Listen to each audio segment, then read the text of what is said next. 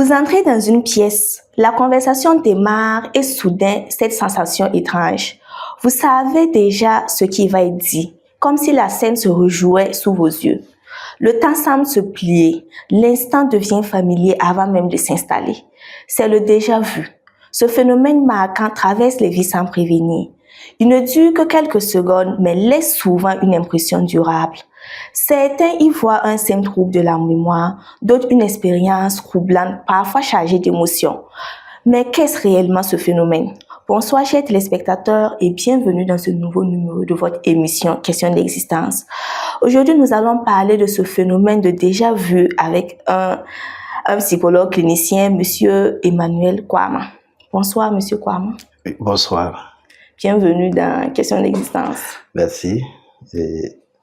Je dirais c'est encore un plaisir pour moi de essayer d'élucider ce sujet avec vous. Tout d'abord, nous allons essayer de tenter d'avoir une compréhension scientifique du thème de déjà-vu. Qu'est-ce que le déjà-vu et pourquoi est-ce qu'il se produit selon la science? Bon, en termes de définition claire, on va juste prendre la manière dont ça se produit. Le déjà-vu, c'est une expérience nouvelle qu'on croit déjà avoir vécue dans le passé. C'est un système du cerveau qui reconnaît un environnement, une personne ou quelque chose comme s'il l'avait déjà vu auparavant. C'est le fait qu'une personne qui arrive dans un environnement ou un milieu se sente étranger, mais il reconnaît l'environnement. Il sent qu'il avait déjà ou peut-être été dans cet environnement de par le passé. De manière scientifique, c'est l'explication qu'on peut donner. C'est le fonctionnement du cerveau qui peut amener ce phénomène à se produire. Ça dure combien de temps environ? Environ, je dirais, c'est quelques secondes. Mais la personne peut se mettre à penser sur le phénomène pendant 30 minutes, 1 heure, à se poser des questions. Sinon, l'expérience du déjà vécu, c'est en quelques secondes qu'on ressent que l'environnement est familier. Mais on pense là-dessus, on essaie de réfléchir, de dire « Ah, j'ai déjà vu ça, ça me dit quelque chose », un truc comme ça. Et là, cette expérience personnelle, ce questionnement avec son cerveau, ça peut prendre des heures et quelques minutes souvent. Pourquoi certains le vivent plus constamment que d'autres? Par rapport au vécu du déjà vu, je dirais que c'est en lien avec la personnalité de tout un chacun. Il y a des personnes qui ont des personnalités, je dirais, curieuses. Ils sont toujours dans un système de recherche et ces personnes vivent plus souvent le déjà vu. Les personnes aussi qui sont animées par l'anxiété, le stress, peuvent à un certain moment vivre le déjà vu. Il y a aussi le fait de la fatigue. Quand on est trop sous pression, le cerveau ne répond plus comme il faut et ça amène l'expérience du déjà vu. Je pense que ce que vous venez de citer, ça peut être en quelque sorte les facteurs. Oui, ce sont les facteurs, je peux dire ainsi. Voilà, mais c'est en lien du vécu de tout un chacun. C'est l'expérience personnelle qui va façonner l'arrivée et la fréquence du déjà vu. Mais est-ce qu'il n'y a pas d'autres facteurs psychologiques ou physiologiques qui peuvent amener ce phénomène-là? Parlant de facteurs psychologiques ou physiologiques, au niveau psychologique, je peux dire que c'est les émotions en lien avec notre vécu quotidien qui peuvent amener à vivre ces expériences-là, puisque c'est un truc émotionnel. Quand ça se passe, on sent, il y a une sensation qui se crée en nous. Les émotions entrent en jeu.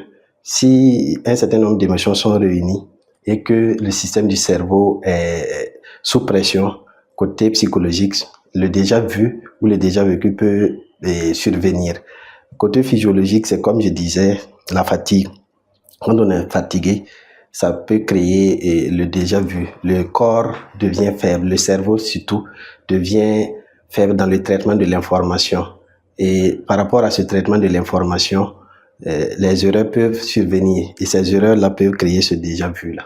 Au regard de tous ces facteurs que vous venez de citer là, est-ce qu'on peut dire que le déjà vu, c'est une illusion? Une illusion, bon, je ne peux pas dire que c'est une illusion. C'est une expérience qui est comme une réalité, bon, mais qui n'est pas réelle. C'est le fonctionnement du cerveau. La sensation qu'on a, c'est réel en nous. Mais bon, c'est pas une illusion en tant que telle parce que c'est quelque chose qu'on vit. C'est pas qu'on se flatte, c'est pas que ça n'a pas été. Le cerveau nous a dit que on a été à ce lieu, on a déjà vu ça. Et on ressent réellement qu'il y a certains facteurs qui sont réunis, nous permettant de voir qu'on a déjà été à ce niveau-là. Donc, je peux dire que c'est une réalité, même si cette réalité n'est pas vraiment réelle. Mais est-ce qu'il y a un lien entre le déjà vu et la mémoire? Le lien entre le déjà vu et la mémoire, je peux dire qu'il y a un lien, puisque tout ce que nous vivons, tout ce qui encadre notre vécu quotidien est en lien avec la mémoire, surtout sur le plan de la perception, sur le plan de la réflexion surtout. C'est la mémoire qui commande nos mouvements, nos gestes. C'est la mémoire qui nous dit, voilà, la vue, la perception, le toucher, tout ça, c'est la mémoire qui régule ça. Donc, le déjà vu, c'est la mémoire qui donne cette sensation de déjà vu au corps. C'est dans la mémoire que cela se produit. Et cette production, au niveau de notre mémoire, va se transcender sur notre état physique. Et c'est en ce moment qu'on va ressentir que c'est comme une réalité qu'on a déjà vécue. C'est la mémoire même qui crée le déjà vécu. Et on remarque aussi que souvent à ce moment-là, cet instant de déjà vu, tu as l'impression de planer, de ne pas être toi-même. C'est une expérience que les gens vivent. Mais bon, sur ce plan, je vais un peu quitter la psychologie pour aller un peu sur le plan de la métaphysique, qui justifie cela que c'est par le fait qu'on a déjà été dans un autre monde et que bon, on est revenu encore dans ce nouveau monde et que dans le monde qu'on était, on avait déjà été à cet endroit pareil qui nous ramène à ces choses-là. Bon, j'ai dit que planer, c'est réel, on sent un effet de bizarrerie. Bon, ça peut se justifier par ses pensées, mais cela n'est pas fondé, bon, scientifiquement, il n'y a pas de preuves, mais il y a des perceptions allant dans ce sens-là, qui prouvent que le déjà vécu, bon, c'est une expérience qui nous fait planer, qui nous ramène dans un monde où on était un truc justifié de ce genre-là, est perçu dans les idées des gens. D'accord, peut-être aussi que c'est la fatigue hein, et tout. Oui, la fatigue crée ça, mais l'effet ressenti est tellement réel qu'on croit que c'est réel, au fait. Ou bien qu'on a des pouvoirs. C'est tout ça. Sur le plan de notre société africaine, je peux dire que si ça se produit, on se pose plein de questions. Ah, peut-être que ce sont des signes qui alertent un danger. Certains sont émus. Ils disent que ouais, mon cerveau est tellement mystérieux. Ou bien ils prennent ça comme des signes, je dirais des divins, qui les alertent un certain nombre de choses. Bon, le bonheur comme le malheur. Certains prennent ces choses-là et ils les reconduisent dans leur comportement. Souvent, ça entraîne des comportements de fuite ou un certain nombre d'activations comportementales que les personnes peuvent initier en vue du déjà vu. C'est comme un mystère qui les émerveille, qui les ramène à un autre niveau du surnaturel. Ils se croient tellement puissants qu'ils peuvent commencer à faire un certain nombre de choses, ou ils se croient alertés, en danger, qu'ils peuvent commencer à fuir un certain nombre de comportements ou d'endroits. Bon, on va continuer avec l'approche psychologique. Qu'est-ce que le déjà vu peut révéler sur notre inconscient ou nos émotions? Bon, le déjà vu, scientifiquement parlant, n'a pas été prouvé comme un élément précognitif. Mais c'est un élément en lien avec notre psychisme.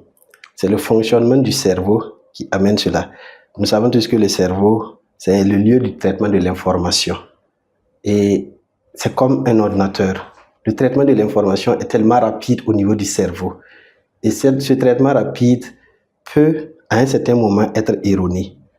Et l'effet qu'on va ressentir, c'est comme si on avait déjà vu cette chose-là. C'est comme le rêve. Ça peut être même des rêves qu'on a oubliés et que, bon, dans l'expérience normale, on revoit ces choses-là. Comme on ne se rappelle pas du rêve, le cerveau va nous dire « Ah, il y a eu cette chose-là, ces images sont déjà passées à mon niveau. Et on va ressentir que c'est comme si vraiment ça se transcendait sur notre réalité et qu'on vivait encore quelque chose de déjà vu ou de déjà vécu. Nous avons parlé tantôt de fatigue et on peut dire aussi d'anxiété. Oui. Quel peut être le lien entre le déjà vu et la fatigue? Comment la fatigue va engendrer le déjà vu? Bon, je vais revenir sur mes mots. La fatigue engendre le déjà vu, c'est comme ce que je viens d'expliquer. C'est au niveau du traitement de l'information. Quand on est fatigué, bon, le corps, le cerveau a besoin de repos. Pourtant, si on est fatigué et qu'on a beaucoup d'informations à traiter, ces traitements ne vont pas suivre la norme. Il y a d'abord la phase de la découverte de l'environnement. Ah, cet environnement, voici. Et le cerveau qui dit, ah, ça ressemble à... Dans le cerveau, il y a déjà une partie qui ressemblait déjà à ce qu'on vit actuellement. Ça ressemble à cette partie-là, mais c'est dû à la fatigue que l'information a été traitée ainsi. L'information pouvait être traitée sur un autre plan pour montrer que oui, il y a telle partie qui ressemblait à cette partie, mais c'est juste une ressemblance, c'est pas la réalité. Mais comme il y a eu la fatigue qui est là, le traitement a été bref et collé à tel point qu'on sent que c'est comme une réalité qui revenait. Donc la fatigue peut amener notre cerveau à nous produire des images fausses qui ne sont pas réelles. Si on va se baser sur la fatigue, dans nos sociétés, il y a certaines personnes qui se fatiguent plus que les autres, qui font des travaux vraiment fatigants. Mais est-ce à dire que ces personnes-là vont forcément vivre le déjà vu fréquemment? Bon, dire que c'est seulement la fatigue qui engendre cela, c'est dit catégoriser. On ne va pas dire seulement que c'est la fatigue. Je parlais de la personnalité de tout un chacun. Il y a un certain nombre de personnalités que chaque personne a en lui. Et c'est cette combinaison des émotions, de la personnalité et de notre, je dirais même, capacité de raisonnement. Puisque si on prend le cerveau, nous savons tous que, bon, il y a des personnes qui sont surdouées, il y a des personnes qui sont moins douées. Ces choses-là vont se rassembler. Une personne peut être fatiguée et ne pas manifester le déjà vu, et une personne fatiguée manifeste le déjà vu, en fonction des capacités, en fonction des compétences de cette personne-là. Et tout ce que nous avons comme compétences réunies va permettre à ce que le déjà vu se produise ou pas. D'accord. Est-ce que tout le monde est exposé au déjà vu? Ou bien il y a une tranche d'âge, le sexe?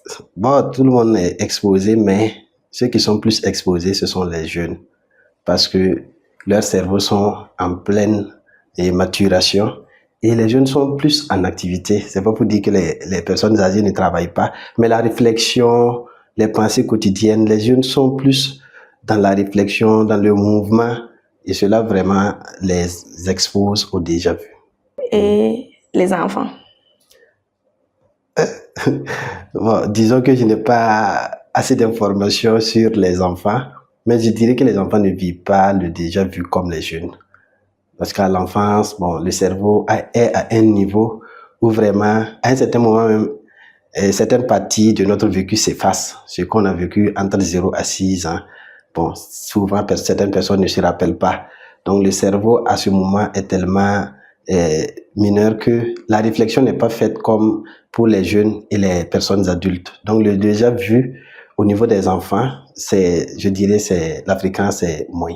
Pendant ces moments de déjà vu là, comment le cerveau interprète ces moments-là?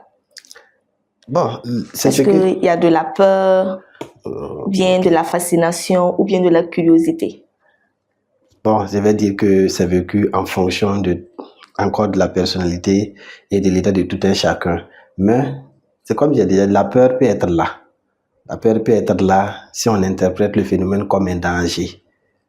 Si on voit ce phénomène comme des alertes du cerveau, comme si c'était un fonctionnement anormal, on peut avoir peur. Et si on interprète ce phénomène comme un mystère, comme un phénomène, une production admirée de son cerveau, on est tellement fasciné, on aimerait vivre l'expérience tout le temps. Ça dépend de comment la personne va interpréter le phénomène. Ça dépend de la perception de tout un chacun qui va déterminer la sensation au moment de l'expérience de déjà vu. Mais est-ce que, bon, c'est une question un peu, je vais dire, un peu compliquée. Est-ce qu'à travers le déjà vu, on peut changer le cours de la vie? Par exemple, quand tu es face à une scène et tu as l'impression d'avoir déjà vécu ça et tu sais déjà ce qui va se passer ou bien ce qui va se dire, est-ce que tu peux envisager de changer cela? Je peux dire que ça façonne nos comportements, ça façonne nos manières de voir les choses. C'est comme je disais, le déjà vu va entraîner une autre vision de notre comportement, une autre vision de nos manières et de nos relations. Bon, ça ne veut pas dire que le déjà vu nous prédispose déjà, on a déjà vu tel événement, dans le passé, après cet événement, il y a eu telle chose qui s'est produite dans ma vie. Et moi, comme c'est revenu, il faut que je change. Bon, ça peut arriver, ces personnes vont tenter à leur manière de changer les choses, mais ce n'est pas des trucs qui sont liés.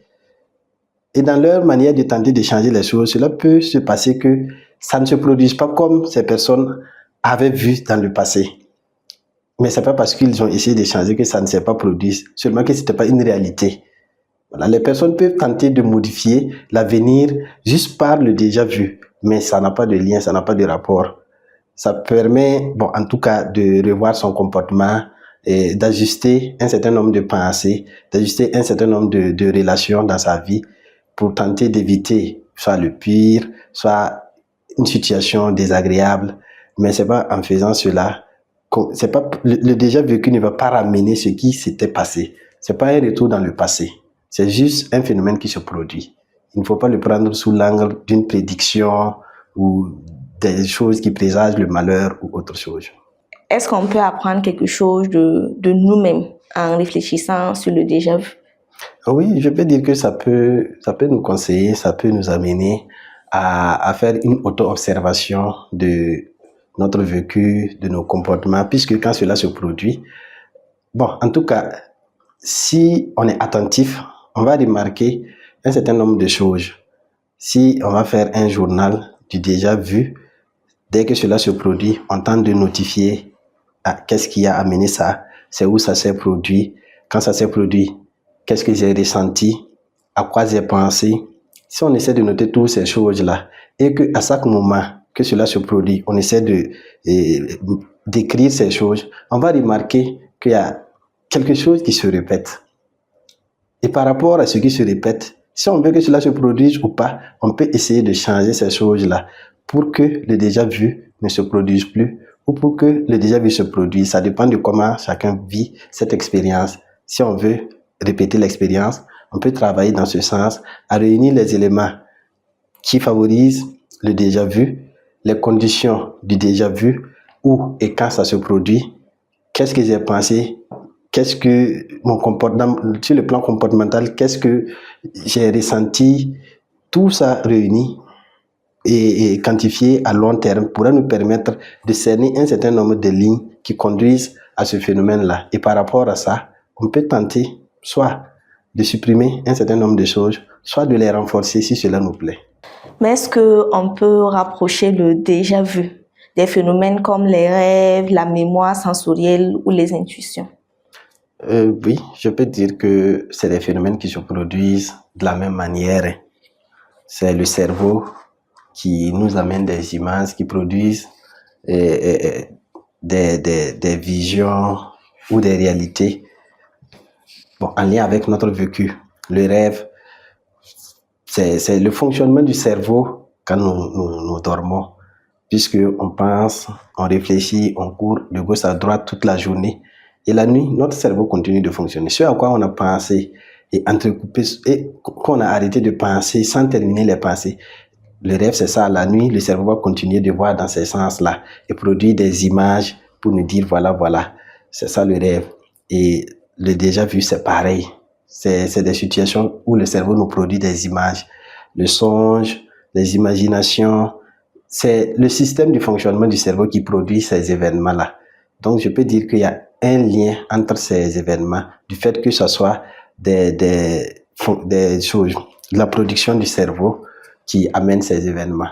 C'est en dehors des explications que la psychologie donne au déjà vu. Il y avait, cette chose qu'on ne peut pas expliquer. Outre ces explications de la science, et si c'était quelque chose qui, ça nous ramène un peu à la métaphysique. Bon, même la métaphysique, ils ont tenté d'expliquer ça à leur manière. Et ils ont justifié par le fait qu'on était déjà venu au monde et que, on est revenu encore et que dans notre vie passée, on a déjà vécu ce qu'on était en train de vivre. Et le cerveau va nous ramener encore à notre vie passée et nous dire que voilà ce que tu vis aujourd'hui. Dans le passé, tu as déjà vécu ça. Ils ont tenté à leur manière de donner du sens au déjà vécu. Mais certaines personnes perçoivent le déjà vu comme un truc divin. Bon, c'est comme je dis, comme un songe qui peut indiquer, qui dirige leur vie. Ces personnes mettent ça sous le plan de l'intuition. C'est comme un troisième sens qu'ils ont. Et que quand ça se produit, voilà, ça leur parle, ça leur dit quelque chose par rapport à leur vie. Est-ce qu'il existe des manières d'accueillir ou de travailler le déjà vu pour mieux se connaître? Oui, il existe des manières de travailler le déjà vu. C'est de tenter de notifier le déjà vu. Quand cela se produit, de réunir l'ensemble des conditions dans lesquelles ça se produit et d'évaluer et de voir qu'est-ce qui a permis que cela arrive et qu'est-ce que je peux travailler. C'est ce que nous pouvons faire pour essayer de tirer quelque chose du déjà vu. Quand ça se produit, qu'est-ce que ça nous enseigne? Sans trop aller sur le plan divin, sans trop aller sur le plan de la métaphysique, on peut se questionner à savoir pourquoi ça s'est produit et qu'est-ce que cela me dit? Qu'est-ce que cela voudrait dire?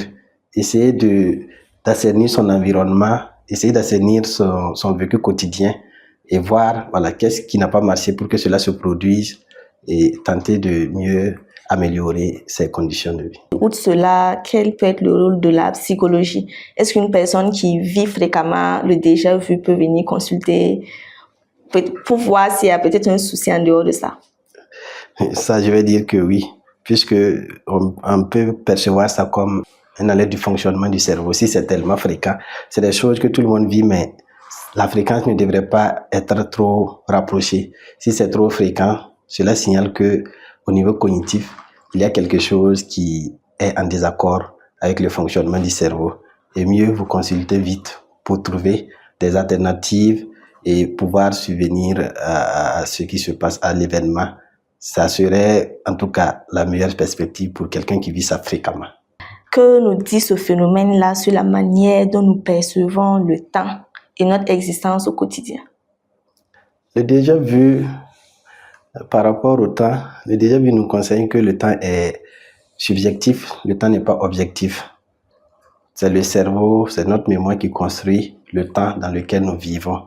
Le temps, ma réalité de la vie n'est pas la réalité de l'autre. Et le cerveau nous rappelle cela. Voici pourquoi on arrive à revoir des choses qui sont déjà passées. C'est du passé, mais le cerveau nous dit que c'est présent. Voici ça devant toi. Donc le temps que nous avons, c'est le temps objectif. Mais en nous, il y a ce temps subjectif que notre mémoire essaie de façonner et de diriger notre vie et nos quotidiens. Et le cerveau nous dit, voilà, aujourd'hui, tu as vécu ça. Le passé, ce qui était dans le passé, c'est aujourd'hui encore. C'est comme s'il nous ramenait dans notre passé pour nous dire que c'est comme si le temps était fixe, quoi. Ce que tu as vécu, voici ça. Aujourd'hui, tu revis pareil. Bon, je dis que on te ramène dans le temps passé. Donc, le temps par rapport au vécu et au déjà vu, je dirais qu'il nous conseille que le temps est subjectif. Le temps n'est pas objectif. Le temps objectif, c'est le temps général, mais chacun de nous a sa manière de voir les choses, a sa manière de percevoir les choses. Et le cerveau nous rappelle cela. Merci beaucoup, Monsieur Kwama, pour ces éclaircissements. Merci. Et on a beaucoup appris. Je parle pour moi et pour les téléspectateurs. C'était un plaisir d'essayer encore de décortiquer ce sujet avec vous, avec nos forces. mais aussi avec nos faiblesses. D'accord. Merci, Monsieur Kwama. Merci. Et on espère vous revoir une autre fois sur notre plateau. D'accord, merci. Si l'occasion se présente, on serait là. Inch'Allah. Le déjà vu nous rappelle que notre vie intérieure est plus complexe que ce que nous voyons au quotidien, qu'il soit simplement un bug du cerveau ou une manifestation plus profonde de notre psyché. Il nous invite à nous interroger. Comment vivons-nous nos expériences? Comment notre mémoire et notre perception dialoguent-elles avec nos émotions? Peut-être que parfois ce sentiment étrange d'avoir déjà vécu un moment est simplement un appel à ralentir, à observer et à sentir la richesse de notre existence. Merci de nous avoir suivis et à très bientôt pour un nouveau numéro de votre émission Question d'existence. D'ici là, portez-vous bien. Bye bye.